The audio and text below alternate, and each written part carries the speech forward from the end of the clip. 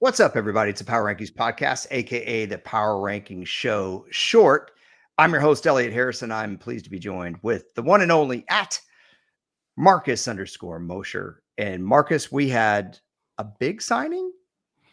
As big as you can get in April, right? We had Odell Beckham Jr. finally picking a team. It's the Baltimore Ravens on a 1-year deal worth up to $18 million. And gotta be honest, Elliot, when I first saw the terms of the deal, I thought, oh, that's probably like a $5-6 million base with a ton of incentives. Yeah. Yes. Not the case. Totally. He's gonna make at least $16 million a year from the Ravens. I mean, maybe $8 million, base. Sure. But I was okay. This is a guy that wasn't ready by the end of the year, and no fault there. He got hurt in February in the Super Bowl, but he wasn't ready by the end of the year. It's why the Cowboys didn't have the interest they wanted for the playoff run. And this is a player that would technically be entering year 10, although he didn't play last year. For a guy that hasn't played in over a year, who took a while to get over the knee injury, which again, it happens. This is a lot of money, and it doesn't feel Baltimore Ravensy at all. It's a lot of money, but it was a need. The Ravens, I think, had one of the worst wide receiver units in the league last year. And while I don't know that Odell moves the needle a ton, they're definitely better, right? Now they've got Odell and Rashad Bateman and Devin Duvernay and Nelson Aguilar. It actually looks like an NFL wide receiver group. And if you're trying to get Lamar Jackson to come back to this team, you've got to rebuild that room. And at least now it looks competent. Well, you look serious, and you look like you're trying to contend, because you look around the AFC. Look, if the Ravens were in the NFC, I would say, hey, this is not only is it a great move, but it's going to absolutely keep them in the playoffs. Even though they've been right there the last couple of years. Last year they got bounced by Cincinnati, but the issue was that Lamar Jackson wasn't healthy at the end of the year.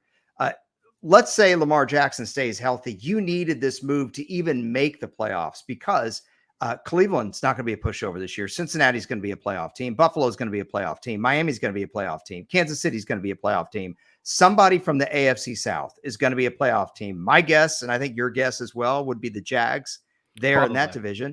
We both think the Chargers are going to be a playoff team. It's going to be really tough for the Ravens. They needed to make a move like this. I think the question I have for you is, if you look at where they're picking and you look at the wide receivers in the draft, do you think that they just didn't want to have to rely on the draft? Do you think they'll still go and try to get a wide receiver high in this year's draft? How do you think that's going to play out? I think they will draft a receiver high, but I also don't think they wanted to be forced to do anything. And we know that this isn't a particularly strong wide receiver class, and there's just nobody that projects as a wide receiver one that's going to be available into the 20s. So now the board's, totally available to you. If the right guy falls to you, that's awesome. Great. Put him in that lineup, but it just gives you so much more flexibility.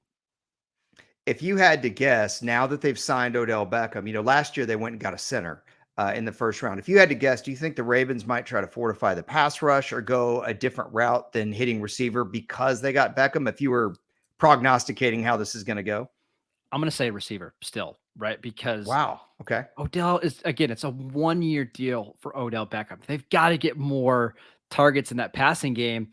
And we've got to remember, like, this offense is going to look totally different than we're used to seeing, right? With Greg Roman as the offensive coordinator, sometimes there'd only be one receiver on the field. But now with Todd Monken, by the way, former offensive coordinator for the Browns when Odell Beckham had his last 1,000-yard season, don't forget about that part. You're going to see a lot of sets with 4 and 5 receivers on the field. You just need more numbers at that position. So I think now drafting in the latter part of the first round, you can get a number 3 receiver that can give you some more speed or some more size. I think this is overall a pretty good signing by Baltimore. And we should mention, I mean, the Ravens' most reliable offensive player the last couple of years has been tight end Mark Andrews. He's been absolutely outstanding. If you look at Odell Beckham, we kind of sound like we're skeptical when we're questioning the money.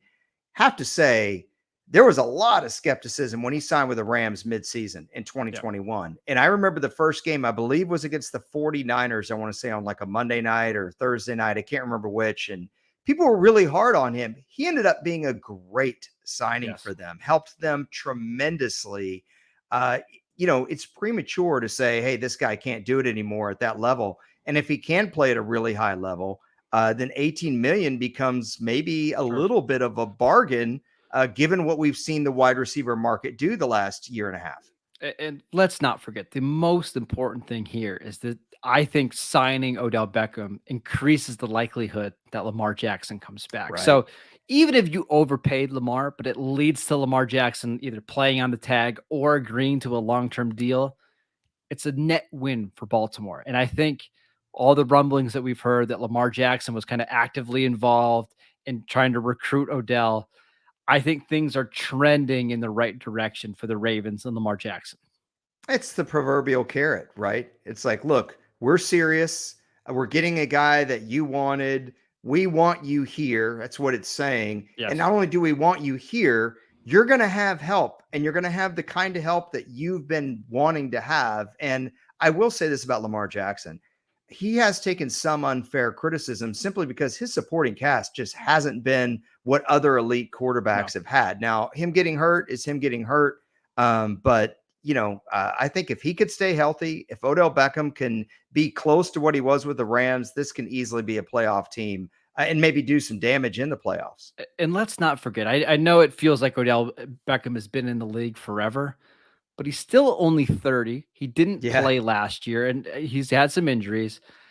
I still think you can get one or maybe even two high quality seasons from him on the right team with the right quarterback and the right offensive coordinator. That might just be Baltimore.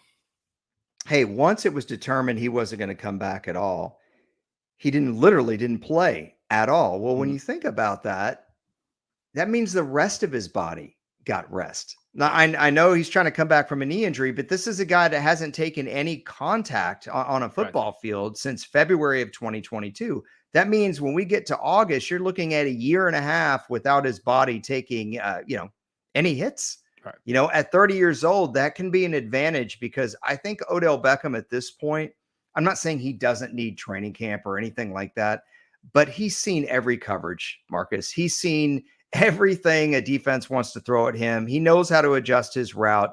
He's a savvy veteran. And I always go back to that catch he made, ironically, against Baltimore in 2021 on fourth down in the red zone. It helped the Rams win the game. It was a big win for the Rams that year.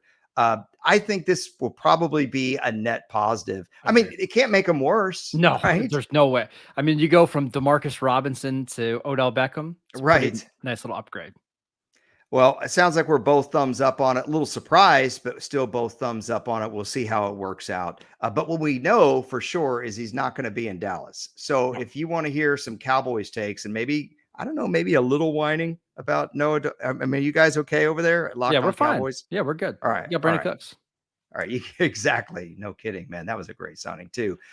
Marcus and Landon look at everything Cowboys related on Locked On Cowboys. Catch Marcus's work there. He's at Marcus_Mosher on Twitter. I'm at Harrison NFL on Twitter. We really appreciate you guys. And until next time, we'll talk to you later. Bye bye.